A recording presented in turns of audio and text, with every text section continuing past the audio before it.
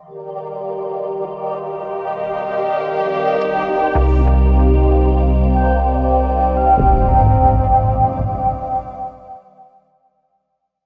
Amelech vainc Goliath, et bien sûr il y a une grande victoire pour le peuple d'Israël qui en découle.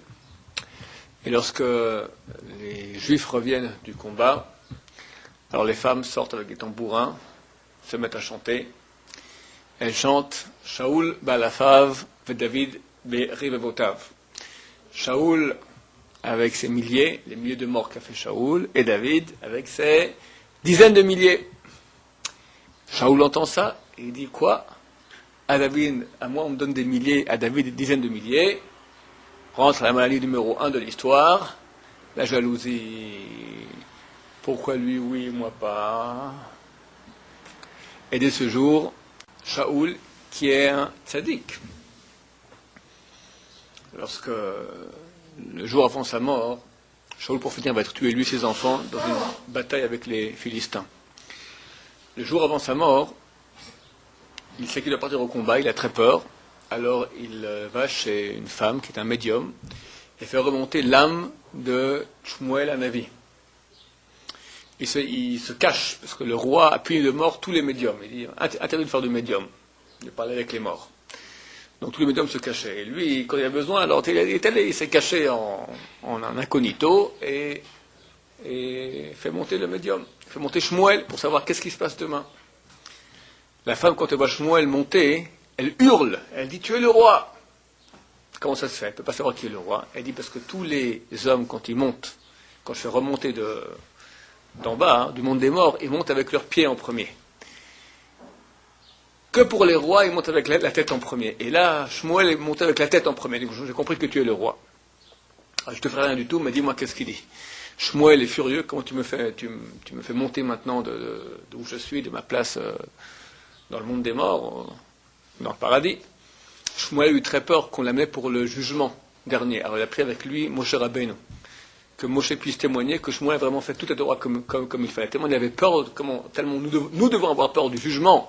Shmuel qui était un tzaddik, parfait. Alors il dit à Shaoul, au roi Shaoul, toi, tu es demain avec moi. C'est-à-dire que tu as fini ton rôle sur terre, tu viens ici dans Olam Haba. On dit lui Chazal, tu es avec moi, où je suis où moi, Shmuel, au paradis, sans péché. Donc Shaoul était vraiment un grand tzaddik. Preuve en est qu'il a été choisi pour être le roi d'Israël. C'est pas n'importe qui peut devenir le roi d'Israël. Mais néanmoins, cette maladie terrible qui est la jalousie, qui est, comme je l'ai déjà dit ici, qui est la maladie numéro 1 de l'histoire. Le serpent originel était jaloux de Dieu. Il voit comme Adam et Ève vivent sympathiquement ensemble. Il veut aussi s'approprier Ève, alors il fait du lachon hara. Après Caïn et Hevel, Caïn est jaloux de Hevel, il tue Hevel. On voit un exemple terrible. Il faut savoir que ces choses-là, si elles concernaient ces hommes-là, nous concernent nous à beaucoup plus forte raison. Que personne ici croit qu'il n'est pas jaloux. Parce qu'on on l'a pas enquiquiné là on n'est pas allé l'embêter. Dieu nous laisse un peu trop tranquille parce qu'il sait qu'on est, de toute façon, on tomberait. Alors, mais il ne faut pas nous mettre trop en épreuve. Et quand ça arrive dans la vie, et ça arrive, savoir que nous sommes des malades et qu'il faut se travailler. Arriver à ne pas être jaloux du tout, c'est très difficile. Mais au moins pas faire des actes qui sont une conséquence de cette jalousie. Tiens, je suis malade, ok, malade, donc je n'agis pas. Comment il est celui-là? Toi, tu es jaloux de lui. C'est un type bien. Tu peux dire oui, mais. Ne dis pas mais. Au moins, sois jaloux qu'à l'intérieur. Si on peut arriver à ne pas être jaloux, à comprendre que lui, il a son job sur terre, et moi, j'ai le mien, et tout dépend de Dieu. Comme dit la Gemara dans Traité Yoma, elle dit, c'est ma page 20 ou 21, elle dit, à ta place, on te mettra, en ton nom, on t'appellera, et une royauté ne touche pas la royauté voisine, si même d'un cheveu. Là, ne t'en fais pas. Ce que tu dois avoir dans la vie, tu l'auras. Personne ne te prend rien. Personne ne peut te prendre une chose que Dieu t'a destinée. Ni ta place, ni ton nom, ni ton honneur, ni ta femme, ni tes enfants, ni ton argent, ni rien du tout. Tout ce qui te revient, tu le recevras. Personne ne peut rien faire contre toi. Tout vient de Dieu. Alors pourquoi c'est du souci? Pourquoi lui et pas moi? C'est quoi pourquoi lui et pas moi? C'est enfantin. Mais c'est un gros panneau dans lequel tout le monde tombe. L'exemple donc, que je voulais citer, c'était Yoram ben Nabat. Yoram ben Nabat, ce sera un descendant de Shlomo, c'est lui qui va faire le schisme.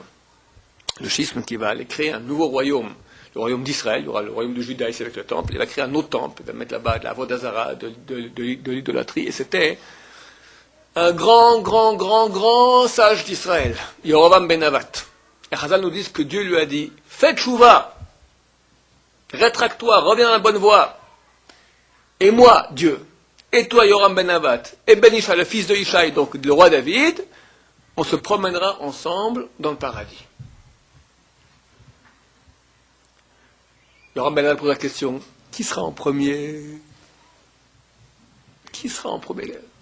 D'abord, Dieu lui a dit, moi, toi et Ben Ishaï. Donc toi, tu es avant Ben Ishaï. Il voulait l'entendre, il voulait souligner. Répète-le, moi j'ai mal entendu. Alors Dieu lui dit, ok, alors Ben Ishaï est avant toi. Des gens posent la question, tu baisses le niveau. Ben Ishaï est avant toi. David sera avant toi. Alors Ben a dit, si c'est comme ça, je veux pas. Il est devenu le plus grand faiseur de péché de l'histoire qui a fait faire au peuple juif le plus de péchés. Pourquoi? Comment je peux supporter d'être derrière Ben Ishaï? Tu es au paradis, puis devant toi sans cesse. C'est insupportable. Insupportable. Comment vous avez quelqu'un, vous êtes en concurrence avec lui, il est devant toi toujours, pour l'éternité. Tu deviens dingue. Vous comprenez que c'est malade? C'est malade. Shaoul tombe dans le panneau et veut tuer David. Alors, un tzaddik qui est jaloux, qu'est-ce qu'il va dire? Il dit, je dois le tuer parce que je veux prendre sa place. Non, il habille ça avec des arguments valables. Moreb Malchut, il veut tuer le roi, la halakha dit que quelqu'un veut tuer le roi, donc il est passible de mort, on peut même sans le juger, on peut le tuer, etc. Chacun, lorsqu'il veut faire un acte qui est mauvais, il aura des alibis. On dit que l'Etzerara, il connaît le chasse par cœur. L'Etzerara, il connaît toute la loi juive par cœur. C'est toujours quand il trouve un bon argument pour lui, il sait te citer une citation comme ça de Chazal, de la Gemara, une preuve que dans ce cas-là, bien sûr que c'est permis d'aller faire la grande Avera, de tuer. Ou de parler la Shonara. On peut tuer avec un poignard, on peut tuer encore plus avec la Shonara, avec une parole. Tu peux tuer quelqu'un, fini, terminé. Fini. Comment celui-là? J'ai rien dit. Et c'est fini, tu as peut-être... il avait une bonne place, il n'aura plus cette place, à cause de toi maintenant. Alors quoi à cause de toi? Je viens de dire il y a quelques secondes que personne ne peut rien me faire. C'est vrai. C'est vrai. Si Dieu veut que j'ai une place, je l'aurai. Les gens peuvent dire tout ce qu'ils veulent en mal, j'aurai cette place. Si Dieu veut. Si Dieu ne veut pas que j'ai la place, qu'est-ce qui se passe? Le type qui voulait m'embaucher se renseigne chez le parleur de la Shonara. Le parleur de la Shonara dit une chose qui est mauvaise pour moi, je ne reçois pas ma place. Moi, je tourne dans le panneau idiot que je dis, c'est à cause de lui. C'est faux. Dieu a voulu. Lui n'était que l'intermédiaire. Il était l'envoyé de Dieu. Pour que je passe cette place. Mais lui, ayant le libre arbitre de oui ou non parler à la Shonara, et il a parlé sur moi mal, il sera jugé. C'est-à-dire que Dieu voulait que je ne reçoive pas la place. Pour cela, il fallait qu'il y ait une case libre. Quelqu'un, maintenant, on cherche quelqu'un qui va faire la Vera, grave la Shonara, et en cela, arrêter toute la parnassa, tout le gagne-pain d'un homme et sa famille. La Shonara grave. Il cherche quelqu'un qui déjà, il a une tendance à mal parler, qui est jaloux, qui n'aime pas, qui n'arrive pas à retenir ses pulsions négatives. On le met maintenant en épreuve. Est-ce qu'il va faire tchouva? Il va dire, mais il n'y a aucun problème, il est très bien. Ou bien non, il va faire à la Shonara, soi-disant comme il faut. Il a une épreuve. Dieu aimant cette situation d'épreuve. Il rate, s'il réussit, il réussit. Dieu arrivera à ses fins en mettant quelqu'un d'autre dans la case. Mais si maintenant la personne elle a raté son épreuve, alors, par le biais de cette personne, moi, donc la personne qui devait perdre sa place, perd sa place. Mais lui, celui qui a parlé, est responsable. Mais moi, je n'ai rien à faire qu'il soit responsable, c'est pas mon affaire. Moi, je m'occupe avec Dieu. J'ai pas d'histoire avec lui, avec Dieu. Personne ne peut me piquer quoi que ce soit. Shaoul tombe dans le panneau, il veut tuer David. Et David s'enfuit. Il ira se cacher dans le désert de Judée, il ira à En-Gedi. Un jour, il se cache, et 3000 hommes avec Shaoul sont là, ils vont attraper David Amelech. Et sur chaque partie il y a des télim, je ne vais pas tous les lire maintenant, télim qui parlent comment il se cache dans la grotte à En-Gedi, et une fois comment il est dans le désert de Judée, il dit à Dieu, je suis affamé, assoiffé dans le désert, et on me poursuit, sauve-moi. Et chaque fois, Dieu le sauve à la dernière minute. Là, les 3000 hommes arrivent pour attraper David, et ça y est, ils sentent que c'est fini. À la dernière seconde, vient un émissaire qui dit à Shaoul, les Philistins sont en conquête, ils sont en train de conquérir le pays, toute l'armée part, ils lèvent le camp et ils partent se battre contre les Philistins. À la dernière seconde, David est sauvé. David va écrire bien sûr un télim. Toutes ces histoires que je vous raconte, tous les télim, c'est l'histoire du roi David. Il va écrire le télim suivant. Kouf Zain, 116. J'aime que l'Éternel écoute ma voix, mes supplications, qu'il incline son oreille vers moi alors que je l'invoque chaque jour de ma vie. Les liens de la mort m'avaient enveloppé. Les angoisses du Sheol, Sheol c'est le monde des morts, m'avaient étreint. J'avais éprouvé détresse et douleur. Mais j'ai invoqué le nom du Seigneur. De grâce, Seigneur, sauve mon âme. Clément l'Éternel est juste, notre Dieu est compatissant. L'Éternel protège les simples, j'étais abaissé, il m'a porté secours. Reviens, ô mon âme, à ta quiétude, car l'Éternel te comble de ses bienfaits. Oh oui, tu as préservé mon âme de la mort, mes yeux des larmes, mes pieds de la chute. Je circulerai devant le Seigneur dans la terre des vivants, je veux rester vivant. Je suis plein de foi quand je parle, si humilié que je puisse être. Pourtant, j'avais dit dans ma précipitation, quand j'étais poursuivi maintenant par Shaoul et ses soldats, j'étais prêt à dire, je ne comprends pas. Shmuel, le prophète, m'a sacré, je vais devenir le roi d'Israël. Comment est-ce que je peux mourir? Et j'ai vu que Shmuel s'est trompé. C'était dans 2 secondes encore, on me tuait, je finissais la vie. Plus ni roi ni rien du tout. Donc Shmuel s'est trompé. Shmuel s'est trompé, même le grand prophète s'est trompé. Alors qu'est-ce que j'avais dit dans ma précipitation? Tout dans l'homme est trompeur. Même Shmuel peut se tromper. Que ferais-je pour l'Éternel en retour de toutes ses bontés pour moi? Et je vois que malgré tout, Dieu était tellement bon pour moi. Je lèverai la coupe du salut et proclamerai le nom de l'Éternel. Mes vœux, je les acquitterai envers l'Éternel à la face de tout son peuple. Etc., etc. Je vous laisse lire la suite. Tehilim 116. Avec David, se crée autour de lui une équipe de quelques centaines de juifs qui sont la bande à David. Et David, il est dans le désert, il est dans les montagnes, et il va avec sa bande comme ça. Et durant des mois, il va protéger, lui et sa bande, les nombreux troupeaux d'un riche propriétaire de troupeaux qui s'appelait Naval à Carmélie, dans le Carmel. Naval, le Carmélie, qui vient de la région du Carmel. Et un beau jour, c'est la veille de Rosh Hashanah, et on a besoin d'un peu d'aliments pour la fête. Et Naval est en train justement de faire la tonte de ses nombreuses brebis. Alors David envoie des émissaires que, en reconnaissance de toute la protection que nous avons faite durant des mois à tout troupeau, qu'aucun troupeau a été dévoré par les loups, etc., que donne-nous un peu de nourriture, moi et ma bande, pour la fête de Rosh Hashanah. Naval dit, c'est qui ce David dont vous me parlez? Ouais, il y a beaucoup de serviteurs qui, comme ça, se révoltent contre leur maître, parce que David s'est révolté contre le roi. Ces esclaves-là qui se révoltent, c'est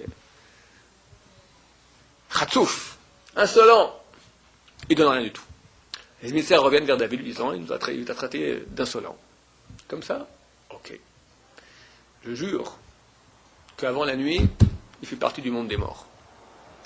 Et David met son épée, il monte sur ses chevaux, avec ses hommes, pour aller régler le compte à Naval à Carmélie. De quel roi il fait cela David? David est roi d'Israël. Or, celui qui fait un acte contre le roi d'Israël, il est Mored Malchut. Il est considéré comme Mored, révolté contre le roi, passible de mort sans jugement. Hein? Alors, attends. David est en route pour aller tuer Naval Carmélie. La femme de Naval Carmélie, c'est une grande sadéquette. Elle s'appelait Abigail. C'était une des 7 prophétesses qu'a eu le peuple juif. Elle a su que David venait pour tuer. Elle est au courant de ce comment Naval signifie même Sharon, d'accord? C'est quelque chose de quelqu'un de mauvais. Elle savait que son mari était un homme mauvais, sans cœur. Elle était au courant de cette histoire, ce qui s'est passé. Et elle a peur que David va venir tuer son mari. Alors elle prend quelques ânes, un peu de nourriture pour la bande à David. Et elle est en route la nuit. Elle descend la montagne. David est en train de monter la montagne. Et se rend compte au milieu de la descente de la montagne. Elle lui montre une tache de sang, demande est-ce que c'est un sang qui est pur ou impur. David lui dit on n'a pas le droit, vous savez que la nuit on ne peut pas regarder, c'est la nuit à la lumière de la lune, on ne peut pas voir il faut voir si c'est rouge foncé, rouge clair, pur, impur, et on ne peut pas vérifier la nuit. Elle lui répond, et on a le droit de faire Diné Nefashot, de juger un jugement de vie ou de mort la nuit. Elle a dit aussi qu'on n'a pas le droit de juger un jugement de Nefashot, un jugement de vie ou de mort la nuit. Elle lui répond, mais les mauvais de Malchut, c'est pas un jugement, il est révolté contre un roi, on peut le tuer sans jugement. Elle lui répond, c'est vrai que tu as été sacré roi par Shmuel, mais personne n'est encore au courant que tu es roi, tu n'es pas roi réel, tu es roi potentiel. Donc il n'est pas mauvais de Malchut.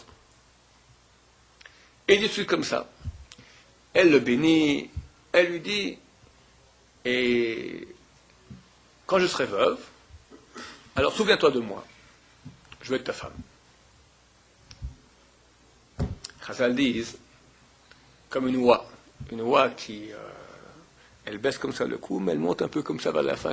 Elle fait comme si elle se rabaisse, elle le bénit tout ça, mais elle lui fait un petit signe. Le jour où je serai libre, alors rappelle-toi de moi. David Ameller, une prophétesse, de quoi on parle là, de gens dans la rue, c'est une femme mariée. Une femme mariée qui dit à Tib, écoute, quand mon mari sera mort, alors coucou. Moi, il ne pourra plus le tuer. Hein? Maintenant, il aura un intérêt à le tuer. Ah, bravo. Elle agit avec finesse, comme une femme. Elle sait que David, il veut aller tuer son mari. Elle, en tant que femme, doit tout faire pour que son mari ait la vie sauve. Elle sait que David est un homme droit.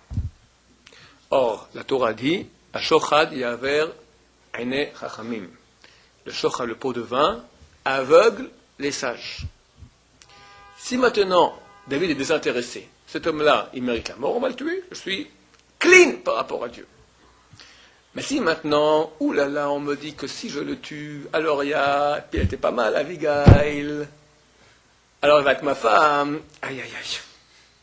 Est-ce que je suis vraiment maintenant tout à fait impartial dans mon jugement? Je peux pas. Il a fait un jurement. Hein? Ok, alors ça, c'est quand on porte un serment, et il y a une bonne raison qui était pas prise en considération lorsqu'on a juré, on peut faire une atara. C'est ce qu'il a dû faire. On raconte qu'il y avait un grand rave, qui était après un grand rave en France aussi. À la base, c'est un des rabbanim de Novardok. C'est lui qui après a monté toutes les yeshivot de Novardok en France. Le Rav Gershon Liebman. Lui, dans sa jeunesse, donc c'était à Yeshiva Novardok, il était extrêmement pauvre. Et lui s'occupait de la caisse des élèves. Dans la yeshiva, il y a la caisse de la yeshiva, qui est toujours vide, et la caisse des élèves, c'est les élèves eux-mêmes, qui vont demander un peu par-ci, comme ça, de l'argent pour les gens, pour qu'au fait, ils aient des habits, quand quelqu'un se marie, on lui donne un petit cadeau, etc., de la yeshiva, pour aider les élèves eux-mêmes. Et lui avait des critères très très clairs, qui a droit à un costume, qui a droit à un chapeau camp, et qui a droit à une paire de chaussures, etc. Et je sais pas, tout le monde savait, si quelqu'un voulait un costume pour la fête, il n'avait pas droit. Qu'est-ce qu'il devait faire? Il devait aller et insulter le Rav Gershon, lui faire une méchanceté. C'était quasi certain, la prochaine fête, il recevait un costume. Pourquoi? Parce que tant que le Rav Liebman, il est impartial, il dit d'après les critères, tu n'as pas droit au costume, ok, ça va. Mais maintenant, si je donne pas un costume, parce que toi tu m'as, même d'après les critères, mais mes critères, à quel point je suis vraiment impartial maintenant que peut-être les gens vont croire, ou même moi, que je t'ai pas donné à cause de quoi? Parce que je t'en veux pour l'insulte que tu m'as fait. Pour pas qu'il y ait de problème, tu reçois le costume. Mais pourquoi il était obligé d'accepter les avances d'Abigail? C'est-à-dire, je n'ai pas compris. Elle le rencontre au milieu de là. Elle lui a dit, Elle l'a béni. souviens-toi de moi quand je serai veuve. Ouais. Il était obligé d'accepter. Non, pas accepté. Elle lui a dit ça, c'est tout. Terminé. Oui, et lui pouvait tuer son mari et dire Non, mais du moment qu'il va maintenant tuer, lui, il sait que quand il tue, il reçoit en cadeau bonus la femme. s'il veut. S'il veut, mais c'est une possibilité. Donc c'est fini. Il ne sait plus est-ce que je suis vraiment maintenant les Shem Shaman complètement pur dans ce fait d'aller le tuer ou pas. J'ai peur. Et David ne l'a pas tué. Ça s'entend. Ça s'entend. À l'âge de 30 ans, donc 2 ans après qu'il ait été sacré, Shaoul meurt dans la guerre contre les Philistins et le roi David devient roi d'Israël, plus potentiel mais réel. Et pendant 40 ans, il sera le roi d'Israël. Il part en guerre contre les Philistins. Dieu lui dit, toujours tout quand Dieu lui dit, c'est par le pectoral, le Urim et Tumim du Kohen Gadol, par lequel on recevait des messages de Dieu. Lui, tu iras te battre mais ne va pas droit, contourne. Tu vas aller, il y a des arbres sauvages, tu vas aller te cacher dans les arbres sauvages, et quand tu entendras un vent qui passe entre les feuilles des arbres, tu te lèves et tu attaques.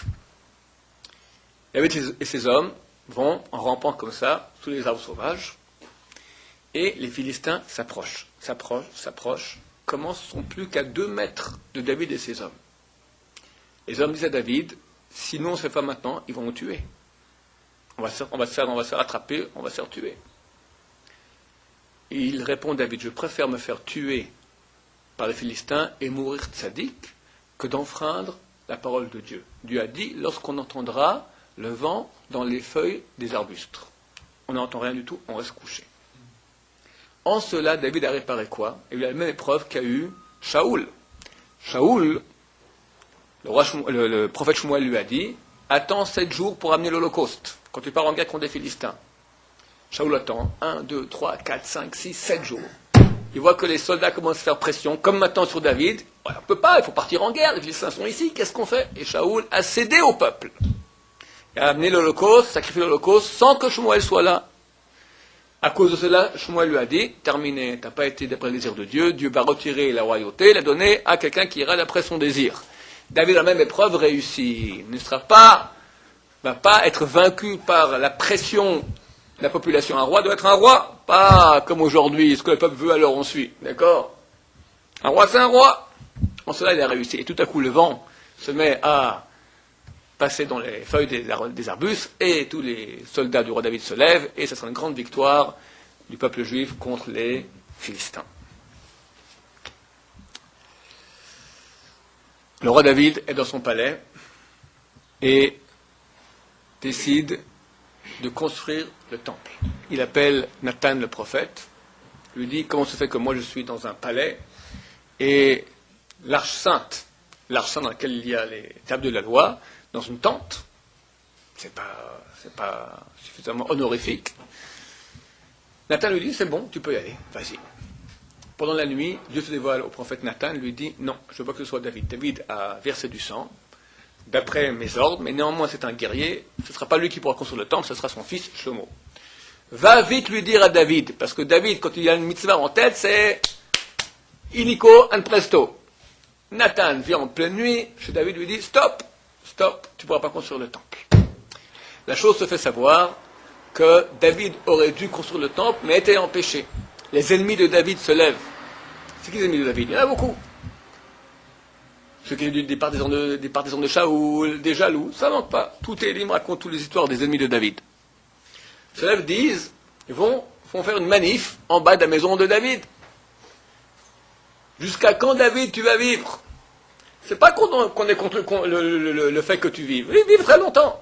Mais tant que tu vis, il n'y a pas de temple. Nous, on veut le temple. En 2 mots, on veut que tu crèves. Un homme normal, il entend ça. Il est touché. Que dit le roi David? Écrit les Téhilim. Samarti b'omrimli bet Hashem nelech. Je suis heureux quand on me dit, on va aller maintenant à la maison de Dieu, vers le temple. Que moi je crève? Que je crève. Qu'est-ce qui est celle que moi j'existe? Ce que je veux, c'est une seule chose. Je veux Kiddush Hashem, sanctification du nom de Dieu. Si moi je dois disparaître de ce monde pour qu'il y ait le temple, alors que je disparaisse. Je suis heureux qu'on me dise, on veut qu'il y ait le temple. Vous avez raison, Bnei Israël. La pureté du cœur du roi David. Transparent. Ils ont quand même souhaité la mort du roi. Ils ont souhaité la mort du roi, c'est vrai, mais le roi David, il entend le message qui est dit. Quoi, vous voulez le temple? Très bien. Et c'est vrai que pour que le temple soit construit, il faut que je disparaisse. Vous avez tout à fait raison. Qui je suis pour dire non, moi je reste, et le temple va encore attendre?